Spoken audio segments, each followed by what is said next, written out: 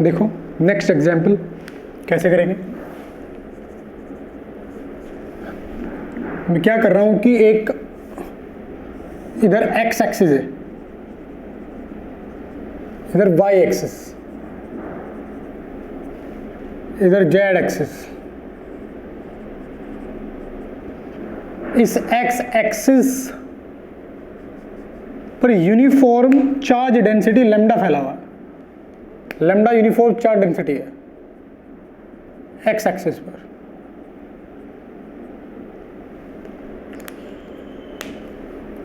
Clear?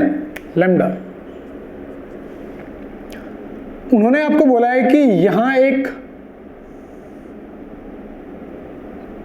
Cuboid है, cuboid.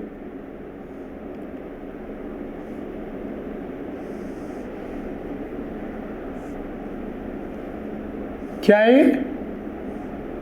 Cuboid.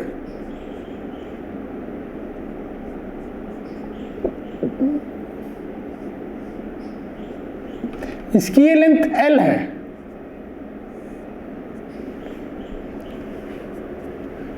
तो आपको बताना है कि ये जो x एक्सिस पर यूनिफॉर्म लीनियर चार्ज डेंसिटी है, ये इस क्यूबॉइड की एक लेंथ AB के साथ ओवरलैप करती है। क्यूबॉइड की जो लेंथ है AB, जो एज लेंथ है AB पर ही x एक्सिस है, यानी AB ही x एक्सिस है जिस पर यूनिफॉर्म चार्ज डेंसिटी लैम्डा है। तो आपको बताना है फ्लक्स एसोसिएटेड विद क्यूबॉइड। बताइए क्या आएगा, ये आपको बताना है। आप क्या करोगे, इसको इधर से देखोगे। इधर से यदि आप देखते हो तो ये वायर आपको एक पॉइंट नजर आएगा। मेरा तरीका बता रहा हूं मैं इसको कैसे देखूंगा। और मुझे यहां एक इसका क्रॉस सेक्शन नजर आएगा EBCF। ये लेंथ मुझे नजर नहीं आएगी, ये वायर होगा जिस पे चार्ज है। यदि इस वायर को मैं यूनिफॉर्मली कवर करना चाहता हूं तो मुझे ऐसे ही क्यूबॉइड इस तरीके से सेट करने पड़ेंगे इसके चारों ओर। हाँ या ना? कितने क्यूबॉइड की, आइडेंटिकल क्यूबॉइड की जरूरत पड़ेगी? चार मतलब 3 और एक ही है, टोटल 4 की जरूरत पड़ेगी, तब ये वायर यूनिफॉर्मली कवर हो जाएगा। और यदि आप इधर से देखोगे साइड व्यू तो आपको ये नजर आएगा, वायर आएगा एक पॉइंट नजर, एक पॉइंट, और इस क्यूबॉइड की लेंथ नजर नहीं आएगी, ये फेस नजर आएगा BCFE। ये जो एक क्यूबॉइड है, इस ही टाइप के आइडेंटिकल 3 क्यूबॉइड और मैं ऐसे रख दूंगा वायर के चारों ओर, तो वो आइडेंटिकली कवर हो जाएगा। अब मैं ये कहूंगा कि इस वायर की वजह से जो ये फेस आएगा, ये फेस, इसकी पीछे लेंथ L है, टोटल फ्लक्स आएगा Q enclosed upon epsilon not.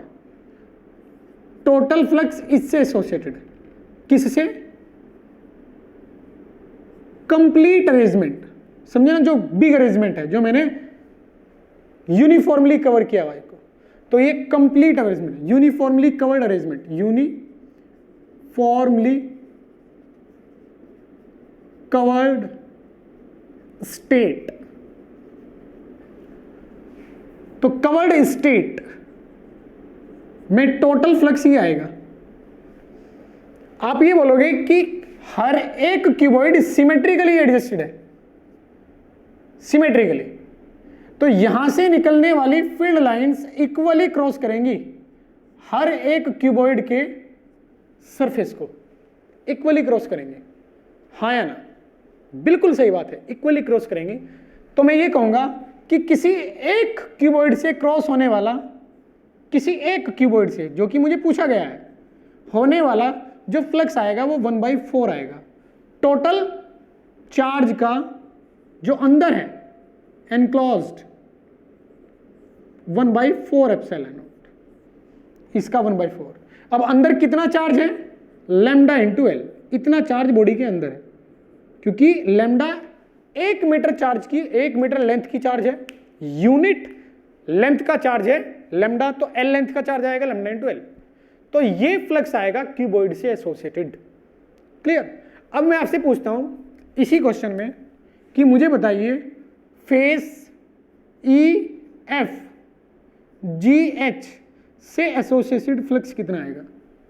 E F G H मतलब ये वाला फेस, अगर आप इधर से देखोगे साइड व्यू तो ये फेस नजर आएगा आपको, एक लाइन।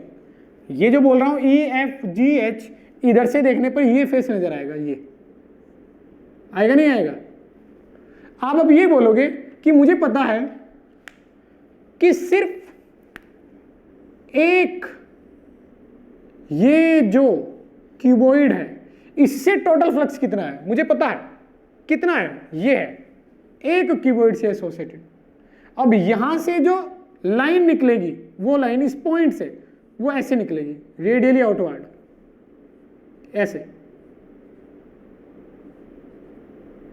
तो जो नीचे वाला फेस है वो कौन सा फेस है, ये वाला face B E H A, ये नीचे वाला फेस है। बी ई जो लाइन है ना वो एक्चुअल में ये फेस है, अगर मैं इधर से देखूंगा तो मुझे बी ई लाइन ही नजर आएगी।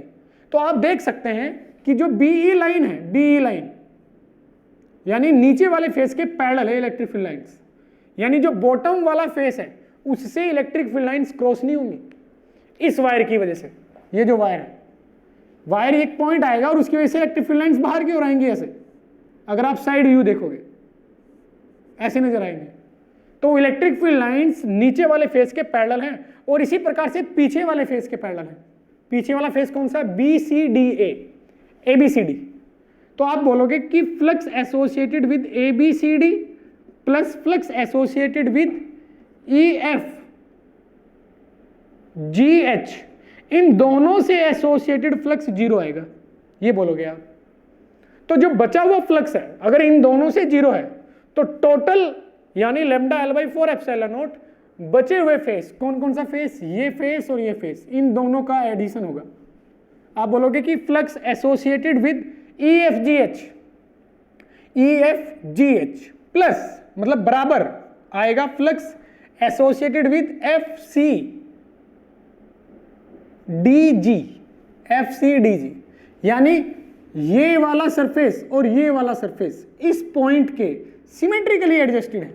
देखो ये पॉइंट उतनी दूर है जितना है पॉइंट, और ये दोनों का ये कॉर्नर सेम डिस्टेंस पे दूर है, तो ये सरफेस और ये सरफेस इस पॉइंट के सिमेट्रिकली एडजस्टेड है। तो आप कहोगे दोनों से फ्लक्स बराबर है।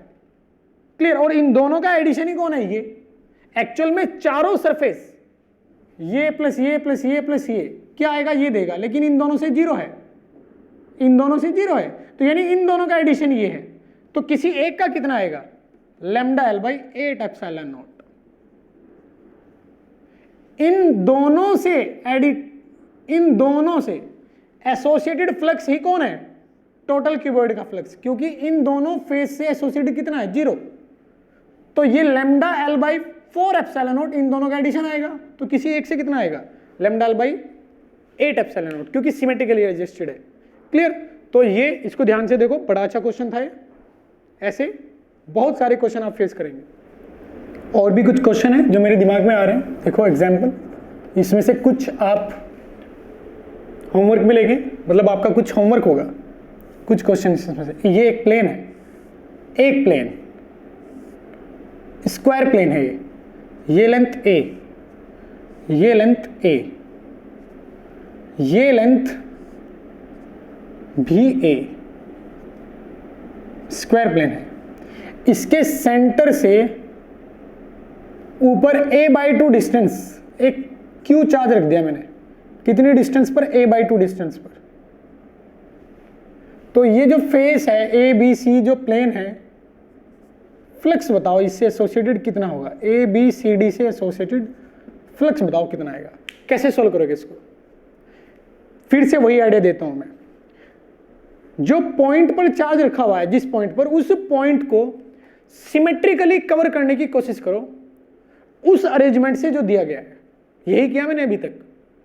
पीछे वाले जो क्वेश्चंस हैं जो इससे पीछे मैंने आपको बताए हैं, उसमें देखो मैंने यही किया है कि मैंने पॉइंट को सिमेट्रिकली कवर करने की कोशिश की है, समझे।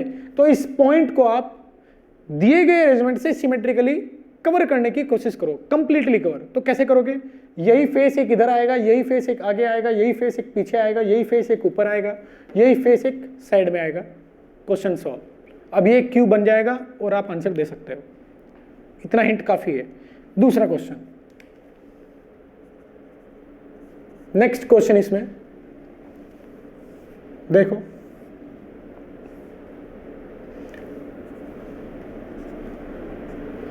x y z, यहां एक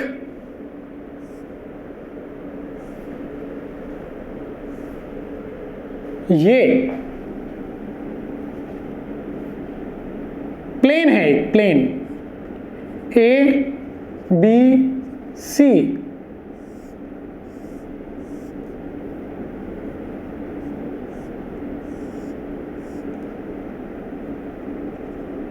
D, A B C D.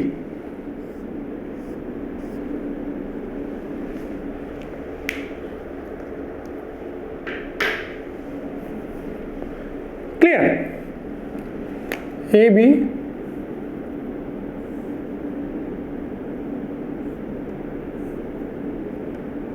C D.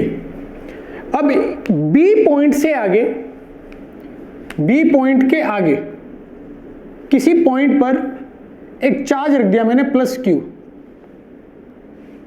Clear? ये डिस्टेंस मैंने आपको दी ए,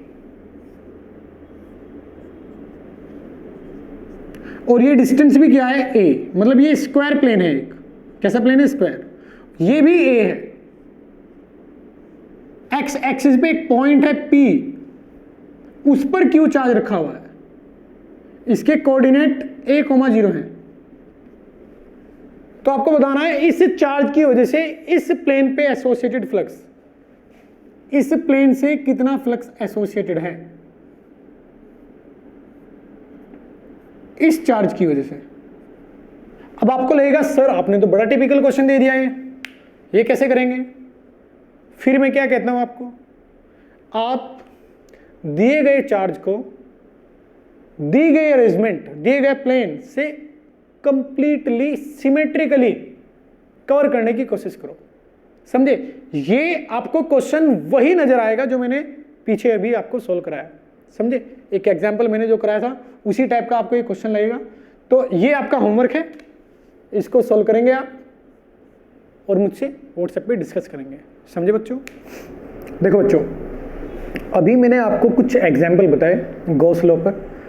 अब गॉस लॉ से रिलेटेड कुछ एग्जाम्पल्स ऐसे हैं कि वो आप तब तक नहीं कर पाओगे जब तक आपको सॉलिड एंगल नहीं पता होगा। तो अब मैं आपको सॉलिड एंगल की इंफॉर्मेशन देने जा रहा हूं। क्या होता है सॉलिड एंगल, ये मैं बताने जा रहा हूं आपको। सॉलिड एंगल, सॉलिड एंगल क्या है, ये आपके लिए एकदम नई चीज है। इसके बारे में अभी तक आपके साथ कोई भी बातें नहीं हुई पूरे 11th में। ये आपके लिए एकदम नया है, ना आपने 9th में ये पढ़ा है और ना ही 10th में। तो इसको बड़े अच्छे से आप समझे होता क्या है सॉलिड एंगल। ये वर्ड ही पहली बार सुन रहे होंगे आप।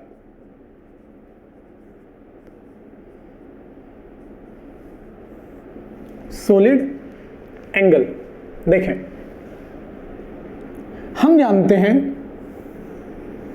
कि जिस एंगल से अभी हम अवेयर हैं, जो एंगल हम जानते हैं वो एंगल क्या होता है कि कोई भी आर्क लेंथ, जैसे ये आर्क लेंथ है ए बी, ये जो एंगल सेंटर पे सब्सटेंड करती है थीटा, तो इस थीटा को कैसे लिखा जाता है? कैसे लिखा जाता है? Arc length by radius. ये वो एंगल है जिससे हम अवेयर हैं, इसको कहते हैं प्लेन एंगल। प्लेन, ये एंगल प्लेन में है। समझे? जो एंगल हम अभी तक पढ़ते हैं वो आता है एक length A B length upon इसकी रेडियस, ये वाला एंगल हम पढ़ते हैं। क्लियर? लेकिन ये सॉलिड एंगल क्या है? जिस प्रकार से एक आर्क लेंथ सेंटर पे एक एंगल सब्सटेंड करती है, उसी प्रकार से यदि मैं एक स्फेरिकल शेल लेता हूं, ये स्फेरिकल शेल है। क्या है? Spherical shell. तो स्फेरिकल शेल का कोई एरिया जैसे यदि मैं यहां से स्फेरिकल शेल को काट देता हूं तो ऊपर ये कर्व्ड एरिया आएगा ना, कर्व्ड एरिया। तो ये कर्व्ड एरिया सेंटर पे जो एंगल सब्सटेंड करेगा, इस सेंटर पे जो एंगल सब्सटेंड करेगा वो एक प्लेन में नहीं आएगा, समझे ना, वो एक प्लेन में नहीं होगा, वो 3D में होगा। ये जो शेप बनेगी ABC, ये एक कोन टाइप की शेप होगी। कैसी? कोन टाइप की शेप।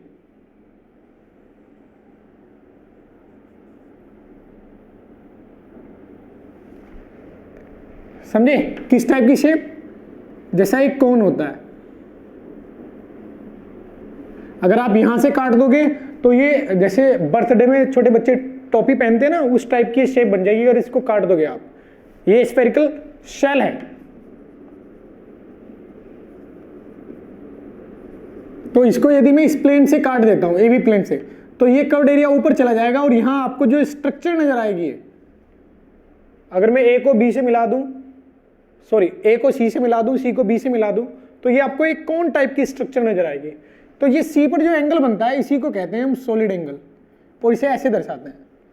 इसकी डेफिनेशन क्या होती है? बेसिक कर्व्ड एरिया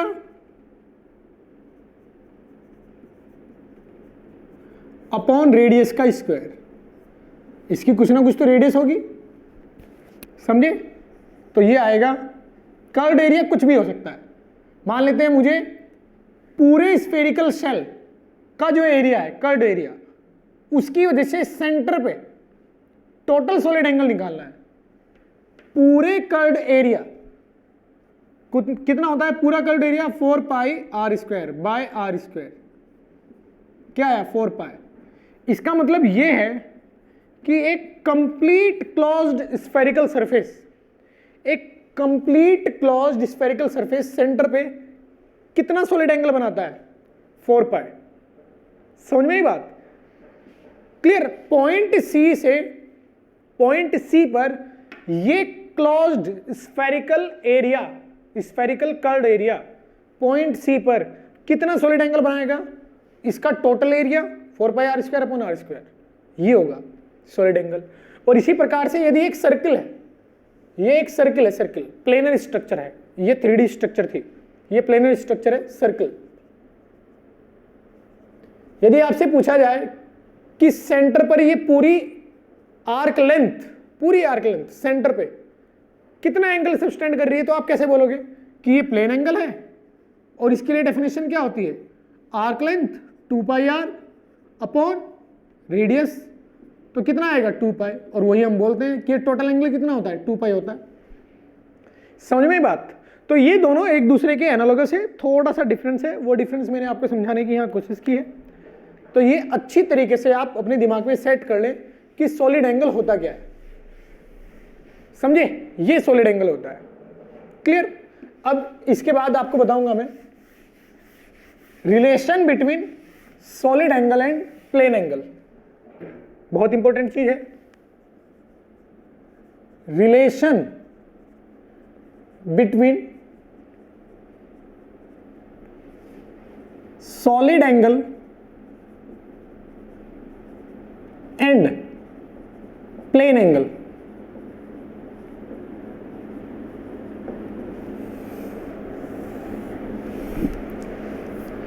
इंपॉर्टेंट चीज है काफी।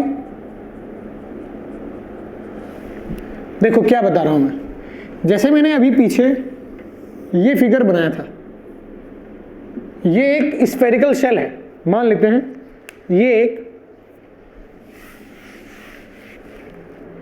स्फेरिकल शेल है।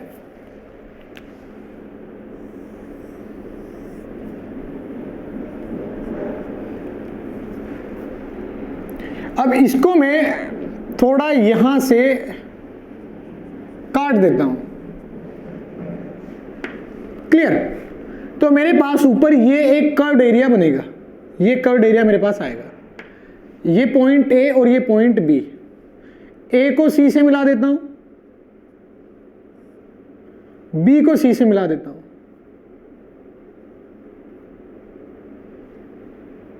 क्लियर? तो अब आपको ये एक कोन टाइप की स्ट्रक्चर नजर आएगी, ये एक कोन टाइप की स्ट्रक्चर आपको नजर आएगी।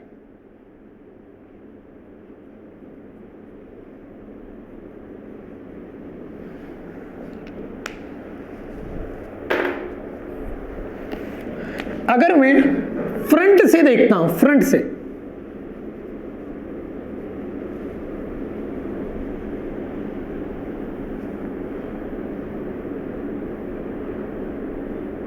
तो मुझे ये एंगल जो दिखाई देगा वो प्लेन एंगल होगा थीटा, अगर मैं फ्रंट से देखता हूं। लेकिन एक्चुअल में ये एंगल कंप्लीट सॉलिड एंगल है। अगर ये कंप्लीट सामने से देखता हूं तो मुझे 2 थीटा एंगल नजर आएगा, थीटा ये 2 थीटा।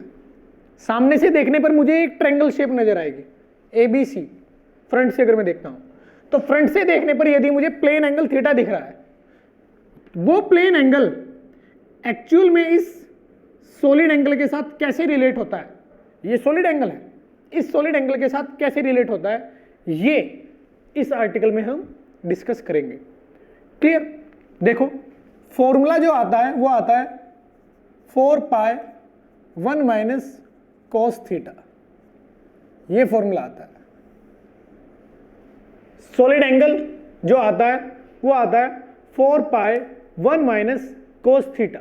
एक बार चेक कर लेते हैं, एक बार चेक कर लेते हैं कि क्या हमने रिलेशन सही लिखा है। देखो कैसे चेक करेंगे। अगर मैं इसको फ्रंट से देखता हूं तो मुझे सर्किल नजर आएगा, समझे? और सर्किल में मैं बोलूंगा कि टोटल एंगल कितना है 2 पाई, लेकिन एक्चुअल में ये क्या है स्फेरिकल शेल, तो सेंटर पे एक सॉलिड एंगल बन रहा होगा, वो कितना होता है 4 पाई। तो इस इक्वेशन में थीटा यदि मैं 2 पाई रखूं तो ये 4 पाई आना चाहिए। आई बात समझ में? अगर इस इक्वेशन में मैं थीटा 2 पाई रखूं, थीटा क्या है ये, अच्छा ये आधा एंगल है, ये आधा एंगल है ना, तो मुझे रखना चाहिए कंप्लीट एंगल। अगर 2 पाई है तो रखना चाहिए पाई, मुझे यहां पाई रखना चाहिए पाई। क्लियर? तो इसका मतलब ये है कि मैं अगर यहां पाई रखता हूं, देखो कितना एंगल है टोटल 2 थीटा एंगल है, ये 2 थीटा एंगल है। फॉर्मूले में क्या रखा जाता है इस टोटल एंगल का आधा। फ्रंट से देखने पर मुझे 2 थीटा एंगल दिखाई दे रहा है, मैंने बोला कि ये फॉर्मूला होता है। इस फॉर्मूले में आप फ्रंट से देखने पर जो एंगल नजर आएगा उसका आधा यहां पुट करोगे, एंगल कितना है 2 थीटा, उसका आधा पुट यहां करोगे, तो इस फॉर्मूले में रखने के बाद जो आपको ये ओमेगा दिखाई देगा इसको हम सॉलिड एंगल बोलेंगे। तो मैं चेक कर लेता हूं क्योंकि मुझे शक आ रहा है कि यहां 2 आएगा, 4 नहीं आएगा, यहां 2 आएगा। देखो अब मैं क्या करूंगा कि मैं फ्रंट से देखने पर ये टोटल एंगल मुझे 2 पाई नजर आएगा, प्लेन एंगल। 2 पाई का आधा पाई होता है, तो पाई यहां रखते हैं, 2 पाई 1 माइनस कॉस पाई, तो क्या आएगा 2 पाई 1 माइनस, इसकी -1 वैल्यू होती है, ये आएगा 4 पाई। और यही मैंने आपको बताया कि एक्चुअल में ये मुझे 2 पाई दिख रहा है फ्रंट से अगर ये सर्किल है, लेकिन ये अगर स्फेरिकल शेल है तो सेंटर पे टोटल सरफेस एरिया कितना एंगल बनाता है 4 पाई। आई बात समझ में? तो इसका मतलब यहां 4 पाई मैंने गलत लिखा था, 2 पाई आएगा। अब आपको लगेगा कि सर ये फॉर्मूला तो डायरेक्ट आपने याद रखने के लिए बोल दिया, बिल्कुल आपको ये याद रखना है, लेकिन इसका प्रूफ भी मैं आपको समझा सकता हूं, इसका प्रूफ भी दिया जा सकता है, इसको प्रूफ किया जा सकता है। उसका प्रूफ का तो बहुत ज्यादा यूज नहीं होगा, अगर मैं मेंस और नीट के लिए बात करता हूं तो उसका यूज बहुत ज्यादा नहीं होने वाला है। क्लियर? प्रूफ का डायरेक्ट इसी को यूज करना है, चाहे मेंस हो, चाहे नीट हो, चाहे एडवांस हो। लेकिन फिर भी मैं आपको एक हिंट देता हूं कि ये फॉर्मूला कैसे प्रूव किया जा सकता है। ध्यान से सुनेंगे। फिर से एक बार बता दूं कि ये है क्या, ये फॉर्मूला क्या बता रहा है मेरे को। फ्रंट से देखने पर एक्चुअल में देखो, मान लेते हैं मेरे पास एक जोकर की टोपी है, जो सर्कस में जोकर होता है ना, वो कुछ इस प्रकार की टोपी पहनता है, मान लेते हैं ये, या जो बर्थडे में बच्चे टोपी पहनते हैं वो इस टाइप की होती है। क्लियर? तो मैं ये कहूंगा कि फ्रंट से देखने पर तो मुझे ये प्लेन एंगल ही नजर आएगा, फ्रंट से अगर इस टोपी को देखता हूं तो ये प्लेन एंगल ही नजर आएगा मुझे, लेकिन ये प्लेन एंगल नहीं है। तो अगर मैं फ्रंट से देखने पर थीटा एंगल बोलता हूं तो एक्चुअल में इसके ये मिड में यहां टोटल कितना सॉलिड एंगल है, ये हम इस इक्वेशन से कमेंट कर सकते हैं। सामने से देखने पर अगर आपको थीटा दिखता है तो उस थीटा के करस्पॉन्डिंग ये सॉलिड एंगल कितना है, जो यहां अगर ये कंप्लीट एरिया कर देता मैं, तो वो कर्ड एरिया सेंटर पे कितना सॉलिड एंगल बनाएगा, वो आप इस थीटा से भी लिख सकते हो। क्या लिखोगे? 2 पाई 1 माइनस कोस थीटा, यहां थीटा की वैल्यू पुट करोगे।